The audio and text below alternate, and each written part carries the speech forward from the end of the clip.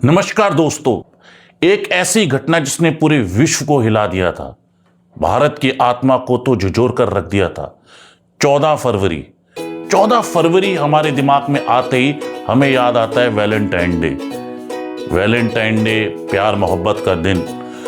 14 फरवरी 2019 उस दिन भी वैलेंटाइन डे था। बड़े शहरों में अक्सर वैलेंटाइन डे प्रेमी प्रेमिका आपस में मिलकर मना रहे थे। शाम के 3:15 एक ऐसा ब्लास्ट जिसकी आवाज 10 किलोमीटर तक गई और उस ब्लास्ट में शहीद होने वाले सैनिक और उस ब्लास्ट के टुकड़े 300 से 400 मीटर दूर जाकर गिरे। जी हां, हम बात कर रहे हैं पुलवामा घटना की। पुलवामा ब्लास्ट जो 14 फरवरी 2019 को हुआ था, जिसमें हमारे 40 सीआरपीएफ के जवान शहीद हुए थे और इस घटना ने पूरे देश को झुझोर कर रख दिया था। 14 फरवरी, ब्लैक डे ऑफ इंडिया। दोस्तों, मेरी इस वीडियो के हम 3 पार्ट में जानेंगे। पार्ट 1 भाग 1 पुलवामा हमला, पार्ट 2 इस हमले की योजना, कैसे कश्मीर के पुलवामा का एक लड़का आतंकवादी बना, भारत का सबसे बड़ा दुश्मन अजहर मसूद, जिसको 1999 कंधार हाईजैक में छुड़ाया गया था, कैसे उसका रिश्तेदार इन सब में शामिल था। पार्ट 3 भारतीय सेना की पाकिस्तान के अंदर घुसकर एयर स्ट्राइक। तो दोस्तों, मेरे चैनल को सब्सक्राइब कीजिए ताकि ऐसी और भी घटनाएं मैं आपके साथ साझा कर सकूं और आपका और हमारा एक रिश्ता बन सके। जम्मू कश्मीर ट्रांजिट कैंप से एक बड़ा काफिला श्रीनगर तक जाना था। कश्मीर में होती बर्फबारी और कुछ सिक्योरिटी रीजन से इस काफिले को परमिशन नहीं मिल पा रही थी। ट्रांजिट कैंप में काफी फौजी भी इकट्ठे हो रखे थे और जो फौजी छुट्टी पे गए थे वह भी अब वापस आ रहे थे। 14 जनवरी 2019 अब यह काफिला जम्मू से श्रीनगर जाएगा। 14 फरवरी 2019 को सुबह सुबह सभी फौजी, सभी सीआरपीएफ के जवान अपना बैग बांधे अपनी बसों में बैठने के लिए तैयार हो गए। यह काफिला जम्मू से सुबह 3:30 बजे निकल गया। इस बार यह काफिला काफी बड़ा था। इसमें 2500 सैनिक थे, लगभग 78 गाड़ियां थी। ऐसे काफिले के लिए आर्मी मतलब की बख्तरबस्त गाड़ियों का प्रयोग होता है। सैनिकों की संख्या की वजह से कुछ लोकल बसें, कुछ आईटीबीटी की बसों को भी इस काफिले के लिए प्रयोग किया गया। ROP, road opening party. Road opening party एक स्पेशलाइज्ड यूनिट है जो काफिले के रूट को सैनिटाइज करती है और किसी भी थ्रेट को चेक करती है।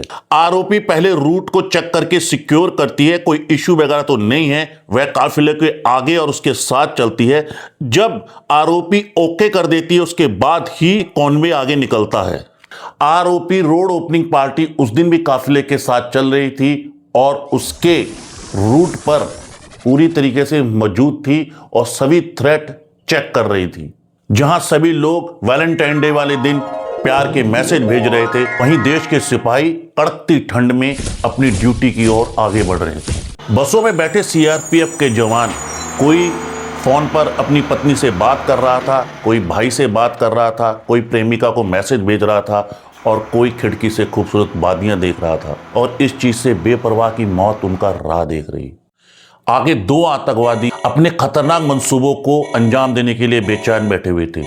इनके नाम थे शाकिर बशीर और आदिल अहमद डार। काफिला काजी कुंड तक पहुंच जाता है, यहां कोई इशू नहीं होता है, लेकिन आगे जो एरिया था वो टेररिस्ट प्रो एरिया था, थोड़ा सेंसिटिव एरिया था। यह दोनों सेना पे हमला करने की काफी टाइम से योजना बना रहे थे। शाकिर बशीर सभी सड़कों के रूट की काफी देर से रैकी कर रहा था कि सेना का काफिला कब निकलता है, कहां हम भारी विस्फोट की गाड़ी लेके हाईवे पे चढ़ सकते हैं। काफिला जम्मू श्रीनगर हाईवे पे आगे बढ़ रहा था। रोड ओपनिंग पार्टी आरओपी सारे थ्रेट चेक करते हुए काफिले को आगे बढ़ा रही थी। काफिला पुलवामा अवंतीपुर तक पहुंच गया था, लेकिन तभी 2 व्यक्ति शाकिर बशीर और आदिल अब्दुल डार घर से निकलते हैं एक छोटी नीली वैन पर, जिसमें एक भारी विस्फोटक भरा होता है। यह दोनों हाईवे से आधे किलोमीटर दूर रुक जाते हैं, एक दूसरे से मिलते हैं और शाकिर बशीर आदिल डार के गले मिलता है। अब इस खतरनाक मंसूबे को तुमने अंजाम देना है। शाकिर बशीर अब आदिल अब्दुल डार को भेज देता है और शाकिर बशीर वहीं से लौट जाता है। आदिल अब्दुल डार अब अकेला अंजाम देने के लिए इस गाड़ी को हाईवे की तरफ मोड़ देता है। आदिल डार को वहां से हाईवे पे जुड़ने के लिए 3 रास्ते थे। 2 रास्तों पर आरोपी की पार्टी मौजूद थी, लेकिन तीसरा कच्चा और फिसलन का रास्ता जहां से वो हाईवे से जुड़ सकता था। वह नीली गाड़ी लेके आगे बढ़ता है, उस रास्ते का सहारा लेते हुए हाईवे पे पहुंच जाता है, लेकिन अन्य गाड़ी को चीरते हुए जैसे तेज गति से आगे बढ़ता है, तभी वहां पर आरोपी असिस्टेंट मोहनलाल खतरे को भाग जाते हैं और इस गाड़ी को रोकने की कोशिश करते हैं। अपनी बंदूक उठाकर इस गाड़ी का पीछा भी करते हैं, लेकिन समय तेजी से बीतता चले जाता है और ये नीली गाड़ी अब बस नंबर 5 के पास आती है और उसको टक्कर मारती है और उस गाड़ी में बैठा आदिल डार डेटोनेटर का बटन दबा देता है और एक खतरनाक ब्लास्ट हो जाता है और विस्फोट के बाद एक बहुत बड़ा खड्डा पड़ गया और बस नंबर 5 के तो परकच्चे ही उड़ गए और ये धमाका कई किलोमीटर दूर तक सुना गया और शहीद हुए सैनिकों के अंग और बस के परकच्चे कई मीटर तक दूर जाकर गिरे। और इसमें आरोपी असिस्टेंट मोहनलाल और बस नंबर 5 में बैठे 29 जवान, मतलब कि कुल मिलाकर हमारे 40 जवानों की जान चली गई। 70 से ज़्यादा सैनिक घायल अवस्था में सड़क पर पड़े हुए थे और कराह रहे थे, एक दूसरे की मदद कर रहे थे। पिछले 3 दशकों में यह भारतीय सेना पर एक बहुत बड़ा हमला है। इसकी जिम्मेदारी पूरी तरीके से जैश-ए मोहम्मद ने ली और अगले दिन ही आदिल अहमद डार का एक वीडियो भी रिलीज किया। अजहर मसूद, जो सन 1999 में कंधार विमान हाईजैक के तहत छुड़वाया गया था, वह कंधार से पाकिस्तान पहुंचता है और पाकिस्तान के बड़े बड़े शहरों में भारत के खिलाफ नफरती भाषण देता है और सन 2000 में वो जैश-ए मोहम्मद जैसे संगठन का गठन करता है, जो खूनी मंसूबे से कश्मीर और पूरे भारतवर्ष को दहलाना चाहता है। चाहे वो पार्लियामेंट अटैक हो, चाहे पठानकोट एयरबेस अटैक हो, उरी ब्रिगेड पर हमला और पुलवामा जैसे हमले में जैश-ए मोहम्मद का ही हाथ है। जब 2016 में उरी अटैक हुआ था तो आदिल डार एक 11वीं क्लास का स्टूडेंट था। बुरहान वानी, जिसका भारतीय सेना ने इनकाउंटर कर दिया था, यह सोशल मीडिया के तहत कश्मीर के युवकों को भारत के खिलाफ भड़काता था और सोशल मीडिया में एक पोस्टर बॉय बन चुका था। आदिल ने भी बुरहान वानी को एक तरीके से अपना पोस्टर बॉय मान लिया था और उसके इनकाउंटर के बाद कश्मीर में बहुत हंगामा हुआ, प्रदर्शन हुए और बहुत जगह पर सेना या पुलिस के खिलाफ पत्थरबाजी भी हुई। आदिल इस प्रदर्शनों में और पत्थरबाजी में भी शामिल था। एक बार पुलिस ने पकड़ा और बच्चा समझ के छोड़ दिया कि तुम्हारी पढ़ने की उम्र है। एक बार सेना के खिलाफ पत्थरबाजी में उसके एक टांग पर भी गोली लगी, जिससे कई महीने बिस्तर पे पड़ा रहा। घर वालों ने सोचा कि शायद अब इस चीज़ों से बाज आ जाएगा, पर नहीं। पाँव तो उसका कुछ मिनट माने घायल से ठीक हो गया, लेकिन उसके दिमाग में भारतीय सेना के खिलाफ गुस्सा और नफरत और बढ़ गई।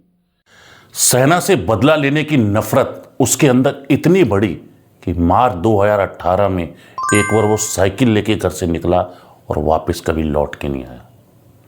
माँ बाप ने पासी में पुलवामा पुलिस स्टेशन पे उसकी रिपोर्ट लिखाई, लेकिन कुछ महीनों बाद उसकी फोटो और वीडियो आती है कि उसने जैश-ए मोहम्मद ज्वाइन कर लिया है। अब उसका नाम वकार कमांड है। जैश-ए मोहम्मद के कैंप, मतलब कि पाक अधिकृत कश्मीर के अंदर आदिल डार की पूरी ट्रेनिंग कराई गई। उसको असॉल्ट राइफल चलाना, ग्रेनेड फेंकना, फिजिकल ट्रेनिंग, इसके तहत उसे पूरा एक फिदाइन के रूप में तैयार किया गया। आदिल का गुस्सा सेना के प्रति देखकर जैश-ए मोहम्मद के आकाओं को भी लगा कि यह लड़का परफेक्ट है भारतीय सेना के ऊपर फिदाइन हमला करने के लिए। वहीं उसकी मुलाकात इदरीस, मतलब कि उर्फ उमर से कराई जाती है। यह व्यक्ति अब जैश-ए मोहम्मद के हेड अजहर मसूद का भतीजा भी है, तो यहाँ अजहर मसूद का कनेक्शन में निकल के आता है।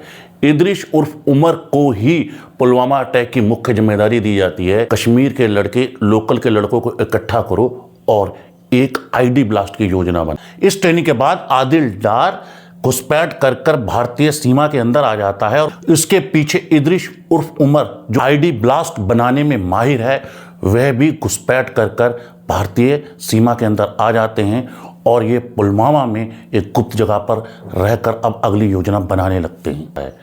अब इदरिश उर्फ उमर को इस काम करने के लिए आदिल के अलावा और भी व्यक्तियों की जरूरत थी। वह इस काम के लिए और भी व्यक्तियों को जोड़ता है और एक पूरा संगठन खड़ा करता है। एनआईए की जांच के तहत ये पूरे संगठन को जो बनाया वो इस प्रकार था: विजाल इस्लाम, बिलाल कुश्के, तारिक अहमद, मोहम्मद अबजार तहीर और शाकिर बशीर। ये सब लोग इदरिश उर्फ उमर और आदिल की पूरी टीम का हिस्सा बने। इदरिश ने इनके दिमाग का ब्रेन वॉश किया और इनके मन में भारतीय सेना और भारतीयों के प्रति नफरत बननी शुरू कर दी। पुलवामा के पास एक घर लिया और वहां पर पूरा सेटअप लगाकर अपनी योजना की तैयारी शुरू कर दी और जैश ए मोहम्मद की मदद से छोटे छोटे कंसाइनमेंट में आरडीएक्स मंगाना शुरू कर दिया ताकि भारतीय सुरक्षा बलों को इसकी भनक ना लगे। इदरिश के ग्रुप में शाकिर बशीर जो कि लोकल का लड़का था और उसकी मदद से अब उसने इस सारे कंसाइनमेंट को एक घर में इकट्ठा कर दिया। शाकिर भी सभी एक एक कंसाइनमेंट अब इदरिश और उमर के पास पहुंचा दिया। बाकी के कुछ लोगों को मुख्य तौर पर शाकिर बशीर जो उसका खास आदमी था अब इस काम में लगा दिया। हाईवे पे सेना का काफिला कहाँ निकल रहा है और किस समय निकल रहा है और कितनी गाड़ियां होती हैं, इस सब की रेकी करने के लगा दिया गया। दिसंबर आखिर तक अब इदरिश उर्फ उमर यह सारा सामान जुटा चुका था और अब इसका फोकस बम बनाने पर ही था और शाकिर को निर्देश दिया कि कोई टारगेट ढूंढो। शाकिर सभी चीज़ों की रेकी करता, सड़कों की रेकी करता, आर्मी के काफिलों की रेकी करता। रेकी करते वक्त उसने अवंतीपुर के पास लांडूवाड़ा मोड़ की वीडियो इदरिश को भेजी, जो इदरिश को वो जगह बिल्कुल सही लगी जो हाईवे से 3 रास्ते भी कनेक्ट करती थी और छोटे रास्ते थे और यह लोकेशन उसने हमले के लिए तय की। इसके बाद शाकिर ने कई महीनों तक मेहनत करके काफिले की भी रेकी करके वीडियो इदरिश और उमर को भेजी, लेकिन उस वक्त इदरिश उमर ने देखा कि सीआरपीएफ एक तरीके का ही पैटर्न यूज करती है। समान नीले ट्रकों में जिसमें खाकी रंग की त्रिपाल लगी होती है और सैनिक नीली बस में और साथ में सफेद जिप्सी में सीनियर अधिकारी चलते हैं। बस यहीं से अब इदरिश ने टारगेट को सही समझा। एक व्यक्ति की मदद से एक नीली वैन जुटाई जिसका चेसी नंबर भी हटा दिया गया। उसने इसी प्लानिंग के तहत इस ब्लास्ट के अंदर 4 किलो एल्यूमिनियम पाउडर मिलाया ताकि कि विस्फोट के समय आग तेजी से फैले और नुकसान ज्यादा हो। इन सब में हैरानी की बात यह थी भारतीय सेना के खिलाफ साजिश कश्मीर मतलब अपने देश के अंदर चल रही थी जिसमें इंटेलिजेंस और सेना को भनक तक ही नहीं लगी। यह गाड़ी बड़ी गाड़ी थी। इसमें अब आरडीएक्स को पिछले हिस्से में फिट किया गया था। एक कंटेनर में 160 केजी और एक कंटेनर में 40 केजी, मतलब कि पूरा 2 क्विंटल के करीबन यह विस्फोटक एक गाड़ी के पिछले हिस्से में फिट कर और उसका कनेक्शन ड्राइविंग सीट के पास एक डिटोनेटर के तहत कर दिया गया ताकि एक ही झटके में जबरदस्त ब्लास्ट हो जाए। अब जनवरी और फरवरी के अंदर शाकिर रोज रोड पे जाता, रेकी करता और देखता कोई कौन भी आने वाला है या नहीं। लेकिन 13 फरवरी 2019 उसने देखा कि सीआरपीएफ के जवान आरओपी रोड ओपनिंग पार्टी सड़कों पे घूम रही है और वो समझ गया कि सेना का कोई काफिला निकलने वाला है। उसने तुरंत इदरिश और आदिल को इस चीज की सूचना दी। 14 फरवरी 2019 को इस टारगेट को करने के लिए सुबह सुबह ही इदरिश ने शाकिर और आदिल जो उसके खास व्यक्ति थे, इस पूरी योजना में इन दोनों ने उसकी बहुत बड़ी मदद की थी, उन दोनों को टारगेट को कंप्लीट करने के लिए भेजा। जिस तरीके से हमने भाग 1 में देखा, उसके बाद वो हाईवे के आधे किलोमीटर तक रुके और जब देखा कि कॉन्वे आ रहा है तो शाकिर वहां से लौट गया और आदिल अहमद डार जो वहां से 3 रास्ते थे, 2 रास्तों पे आरोपी खड़ी थी और तीसरा रास्ता जो कच्चा और फिसलन का रास्ता था, वह रास्ता हाईवे पे कनेक्ट करता था और उस रास्ते का सहारा लेके वो हाईवे पे चढ़ा। आरोपी पार्टी के एक असिस्टेंट ने उसको रोकने की कोशिश की, लेकिन उसने तेजी से वह गाड़ी बस नंबर 5 पर टकरा दी। बहुत बड़ा हमला भारतीय सेना पर और एक बड़ा ब्लास्ट हो गया। 40 सैनिकों की मौत और 70 सैनिक घायल, इससे पूरे देश के अंदर गुस्सा था। सरकार भी गुस्से में थी। इन शहीद हुए सैनिकों का सैनिक सम्मान के संग अंतिम संस्कार किया गया। अब भारत सरकार ने पाकिस्तान के खिलाफ सख्ती शुरू कर दी। तब के भारतीय वायुसेना के चीफ बीरेंद्र सिंह धनोआ और भारतीय राष्ट्रीय सलाहकार अजीत डोभाल दोनों ने मिलकर एक प्लान बनाया। इस घटना की जवाबदेही के लिए अब पाकिस्तान के अंदर एयर स्ट्राइक करेंगे। इसके लिए भारतीय सेना ने 1-2 दिन पहले प्रैक्टिस की और ड्रोन के जरिए पाकिस्तान अधिकृत कश्मीर के अंदर सभी आतंकवादी संगठनों की जानकारियां जुटाई गई। 24 फरवरी 2019 को भारतीय वायुसेना ने एक ट्रायल किया। 26 जनवरी 2019 को भारतीय सेना ने 12 मिराज और 2000 से अधिक लड़ाकू विमान लिए और बैकअप में गरुड़ कमांडो को रखा। तड़के 3:30 बजे पाकिस्तान के अंदर घुस गए। मुजफ्फराबाद और बालाकोट में आतंकी संगठनों पर लेजर मिसाइल से हमला किया, जिसमें 100 से ज़्यादा आतंकवादी मारे गए।